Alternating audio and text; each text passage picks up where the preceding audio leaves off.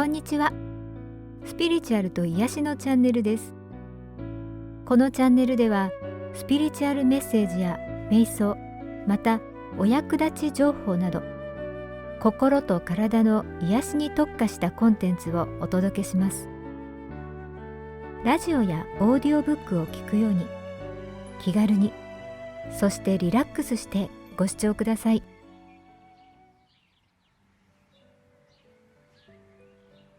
今回は鶴光一さんの幸せテクニック講座第2回をお送りします。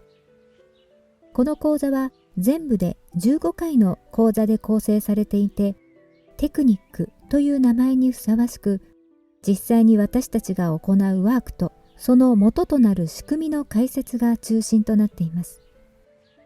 講座の前半部分は前提となる解説、思考による理解が中心となっておりますが、左脳活動だけでなく右脳も活動するように意図されていると感じます。どうぞ考えるだけでなくイメージすることを意識してお聞きいただければと思います。それでは参りましょう。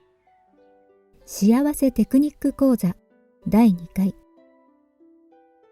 今地球は完璧なペースで次元シフトを迎えつつある。幸せテクニック講座第1回を読んでどのようにお感じになりましたか？この地球が完璧なペースで次元シフトを迎えつつあることをきっと実感されたことでしょう。何しろ書いている私自身が驚いているのですから。そして今回のテーマは自己救済です。テクニックその2。私はもう人は救わない。自分自身を救います。ぜひこの言葉を反復してください。次回までできるだけ多くこの言葉を繰り返してください。毎日何度でも自分のために声を出して耳から潜在意識へ入れてあげてください。あなたの内なるロボットがこの考えを自動操縦し始めるまで。ちょっとそうじゃないだろうと相手に意見を言いたくなった瞬間、このフレーズを思い出してください。相手を正そうとしている自分に気づいてください。それは他人救済なのです。あ、かわいそうに、と思ったときはチャンスです。その人を助けようとする前に、もしくはその後に、私はどうしてそう思うのだろうか、と自分に質問してください。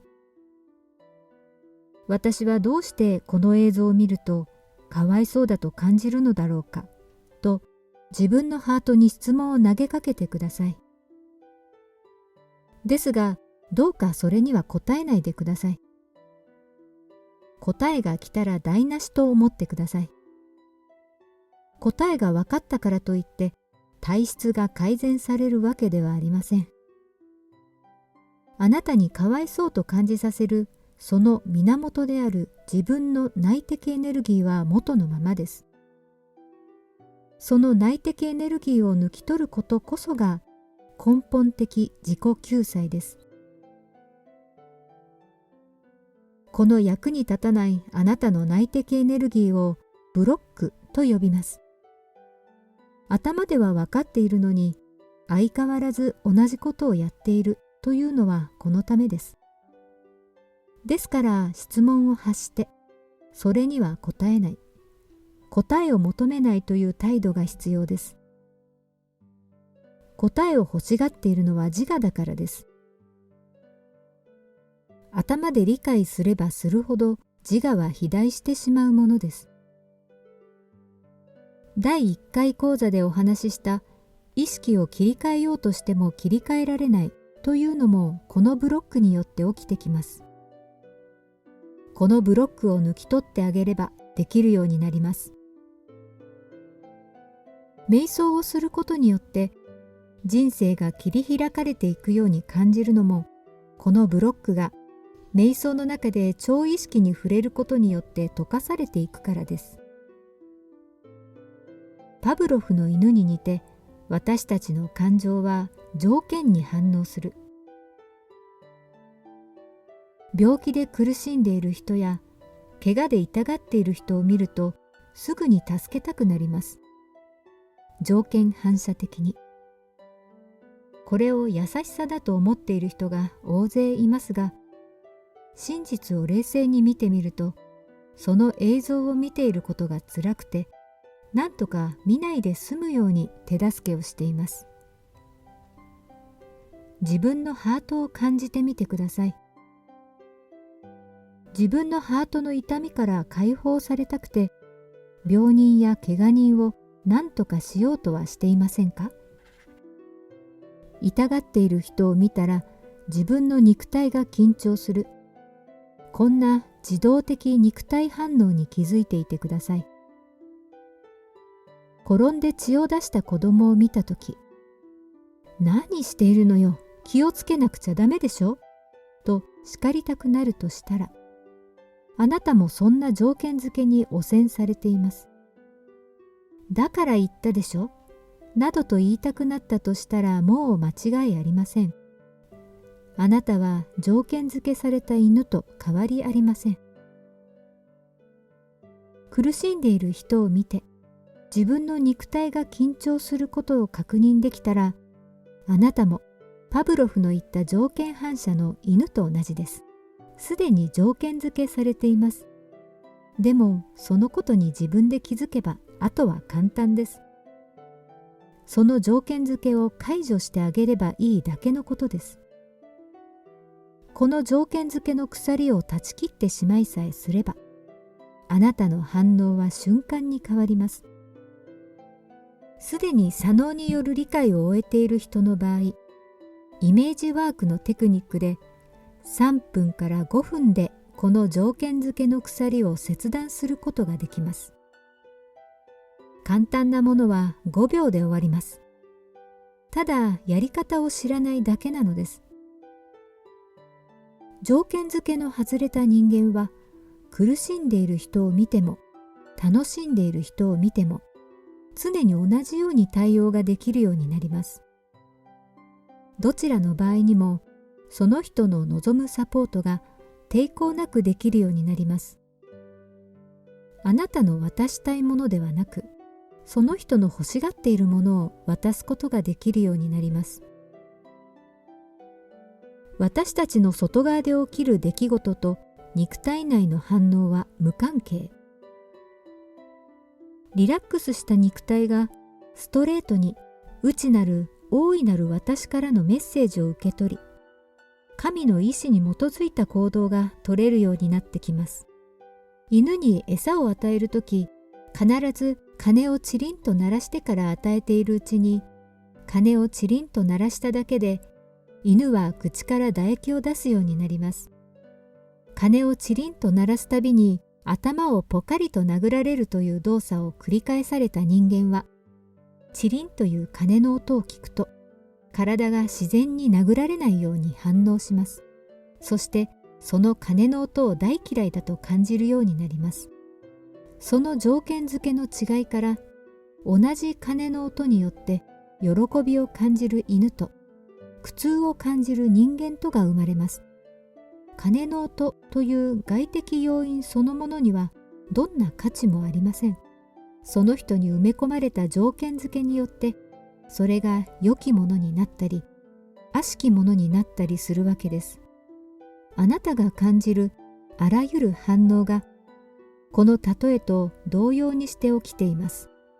私たちの外側で起きる出来事と、私たちの肉体の中に起きる反応とは、本来つながっていません。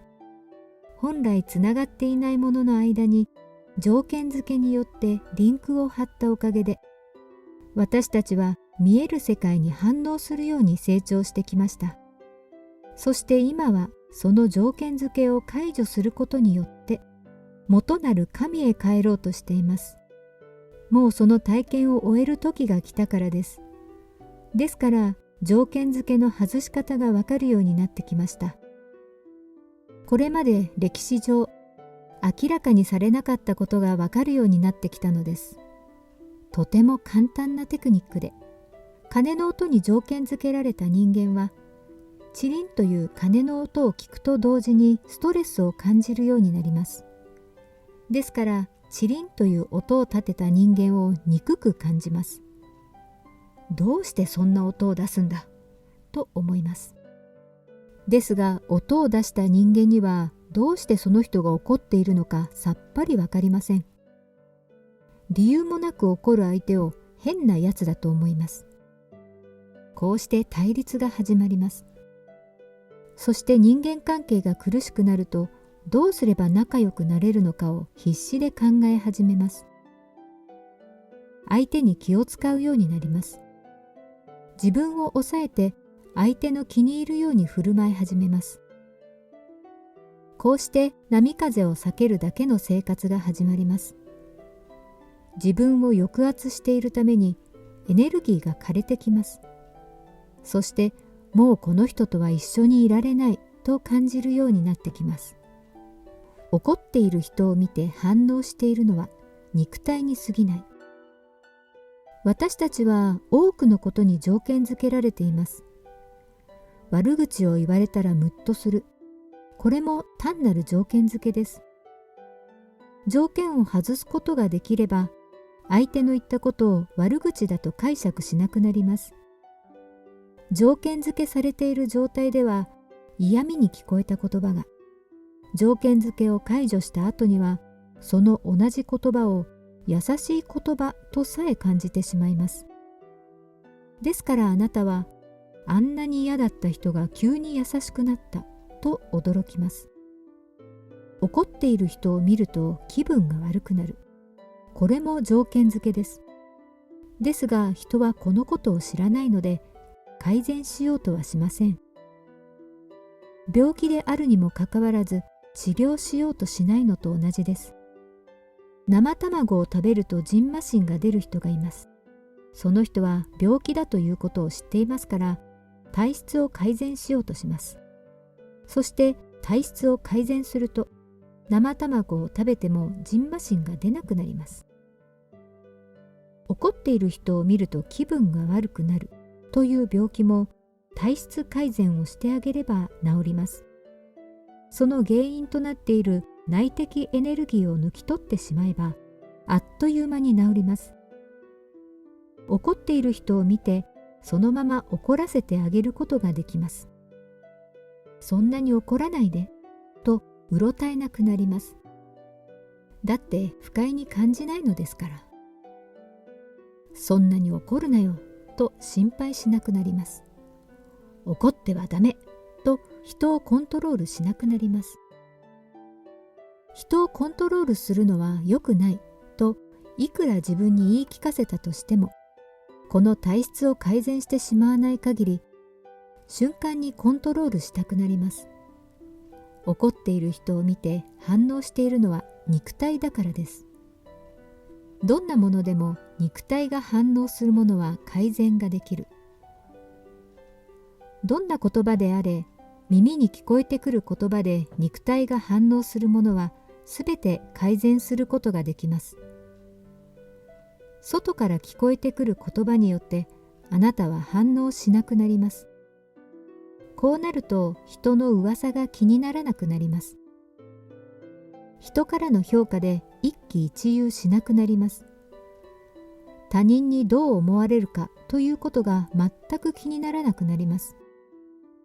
人から言われる言葉と自分の感情がリンクしていないのですから、耳に聞こえてくる言葉によって幸せになったり不幸になったりしなくなるのです。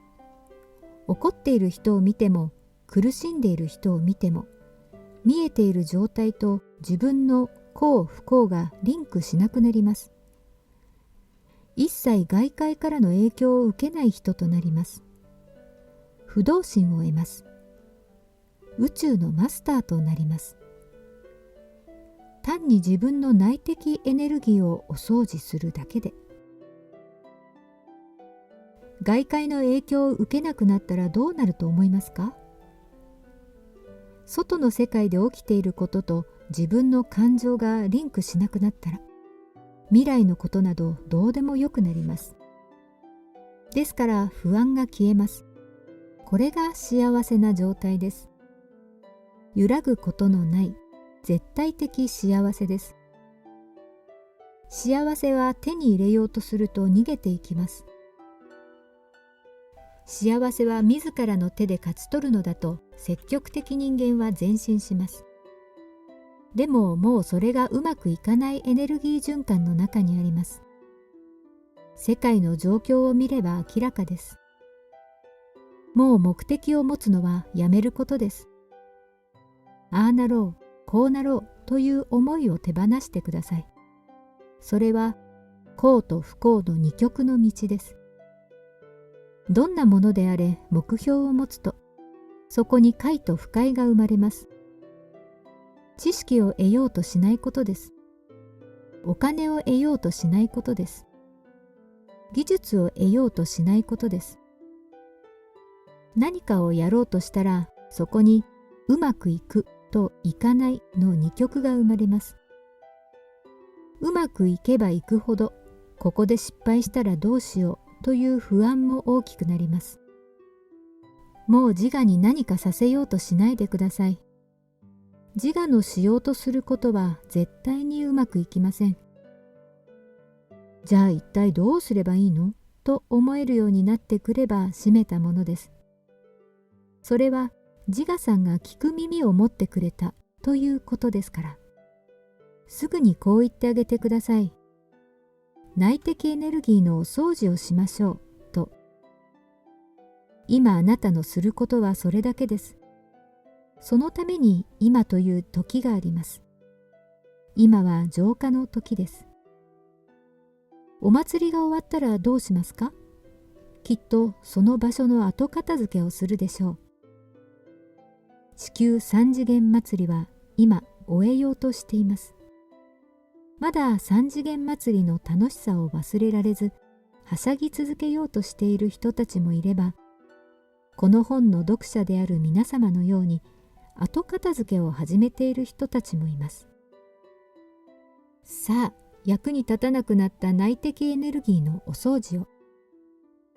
これで少し皆さんの意識が幸せになろうとするところからお掃除をしてみようという入り口に入りました。そうなると自我は流行り始めます。じゃあどうやってお掃除をすればいいの？早く教えてよ。これまでも思いを手放そうとしてきたのに、それがうまくいかなかったのよ、と自我さんが思っていませんか？そんな流行る自我さんに気づいていてくださいね。そこで立ち止まって、ゆっくり深呼吸を3回してください。焦る自我さんを感じてあげます。その流行る思いはどこからやってきていると思いますか？その焦る思いと感じている源に、もう役に立たなくなった内的エネルギーがあるわけです。これまでのように限られた時間の中で最大効率を上げることを良しとする価値観の中では、そのエネルギーは役に立っていました。ですが直線的時間の外へ飛び出そうとしている今、あなたをせかせるそのエネルギーはもはや邪魔者です。いつまでも体内に貯蔵し続ける必要はありません。そう思える人はじっとその流行る思いに意識を向けてください。一人静かに座って。浄化テクニックその1、自分のハートに向けて質問をぶつけ、その質問に神経を集中してください。ただ質問に意識を向け続けてください。決して答えようとしないでください。頭で考えないでください。ただ質問に集中していると、あなたはエネルギー使いとしてその内的エネルギーに浄化の光を注ぎ込むことができます。真の原因が解けていきます。そして流行る心が消えていきます。光が届き始めたら3分から5分で消えていきます。これが自己浄化法の一つです。次回以降さらに詳しく書いていきます。十分に納得するまではむやみにこのテクニックを使わないでください。せっかくの宇宙の英知もあなたの思いの力以上のものではありません。あなたがなんだこんなもの聞かないじゃないかと思うようになったら、その思いを消すことは至難の業となってしまいます。ぜひ慎重に使ってください。十分理解して使えば、それは強力なテクニックとなります。今月の重要ポイント、この思いはどこからやってくるのだろうと疑問を発し、それには答えない。